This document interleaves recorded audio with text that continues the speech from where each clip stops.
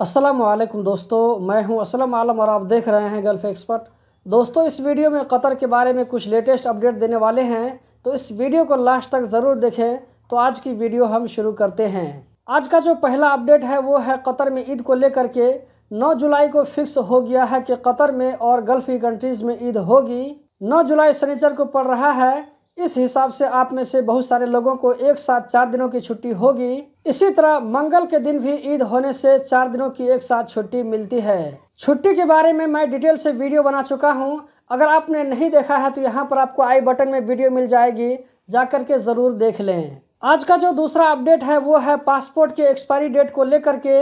आप में से भी कई सारे लोग पूछते रहते हैं कि पासपोर्ट में कितना टाइम रहेगा तो हम ट्रैवल कर सकते हैं। अभी कुछ दिनों पहले किसी भाई ने पूछा था कि मेरे पासपोर्ट में 2 महीना का टाइम है, क्या मैं घर जा सकता हूं या नहीं। तो इसी के बारे में एमओआई की तरफ से यहाँ के सिटीजन को एडवाइस दिया गया है कि किसी भी जगह का ट्रैवल करते वक्त इस बात का ख्याल रखें कि आपके पासपोर्ट में 6 महीना से ज़्यादा टाइम हो। कुछ कंट्री ऐसी भी हैं कि अगर आपके पासपोर्ट में 6 महीना से कम टाइम रहता है तो आप वहां का ट्रैवल नहीं कर सकते हैं, वहां पे आपको दिक्कत होगी। तो आपको यहां पर यह ध्यान रखना है कि आपके पासपोर्ट में जैसे ही 1 साल या इससे कम टाइम बचता है तो उसको रिन्यू करने का आप प्लान कर लें। 1 साल या 2 साल पहले पासपोर्ट को रिन्यू करने में कोई भी दिक्कत नहीं है, आप आराम से रिन्यू करवा सकते हैं। दोस्तों, कल कैबिनेट की मीटिंग में डिसीजन लिया गया है कि वर्ल्ड कप को होस्ट करने के लिए कस्टम टैक्स या किसी भी तरह का टैक्स हो वो नहीं लिया जाएगा, टैक्स फ्री होगा। कस्टम डिपार्टमेंट की तरफ से कहा गया है कि मिनिस्ट्री ऑफ पब्लिक हेल्थ की परमिशन के बिना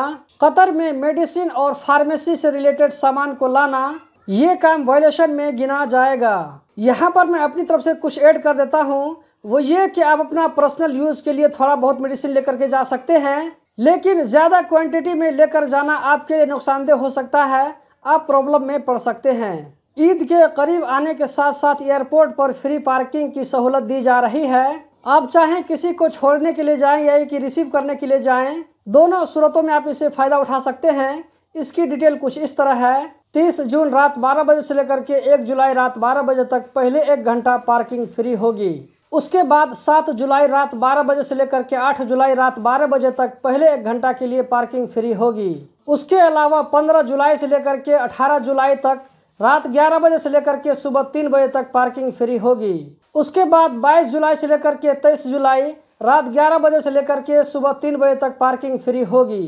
दोस्तों, एक सर्वे किया गया है कि वर्ल्ड में कौन सी सिटी ऐसी है जहां पर रहने के लिए ज़्यादा कॉस्ट पड़ता है। इसमें जो पहले नंबर पर है वो हांगकांग है, यानी हांगकांग में रहने पर सबसे ज़्यादा आपको वहां पर खर्च होगा, जबकि इस लिस्ट में दोहा 133 नंबर पर है। यहाँ पर एक और इंटरेस्टिंग बात बताता चलूँ, वो ये कि गल्फ़ की कंट्रीज़ में जितनी भी कंट्रीज़ है सबसे कम कॉस्ट वाला सिटी दोहा है। जैसे कि फूड एकोमोडेशन का कॉस्ट, इंटरनेट का कॉस्ट, मोबाइल का कॉस्ट, इसी तरह ट्रांसपोर्टेशन का कॉस्ट, आप डेली जो कुछ भी यूज़ करते हैं तो कतर में रहने पर सबसे कम कॉस्ट आता है, जबकि कुवैत दूसरे नंबर पर है। आज का जो आखिरी अपडेट है वो है वीज़ा के बारे में। मिनिस्ट्री ऑफ लेबर की तरफ से कहा गया है कि कंपनियों को वीज़ा इशू करने की पॉलिसी के बारे में कुछ भी नया अपडेट नहीं है, इसमें कुछ भी चेंजिंग नहीं हुई है, सब कुछ पहले की तरह नॉर्मल है। अगर आप इसके अलावा कुछ दूसरा सुनते हैं तो उसमें सच्चाई नहीं होगी।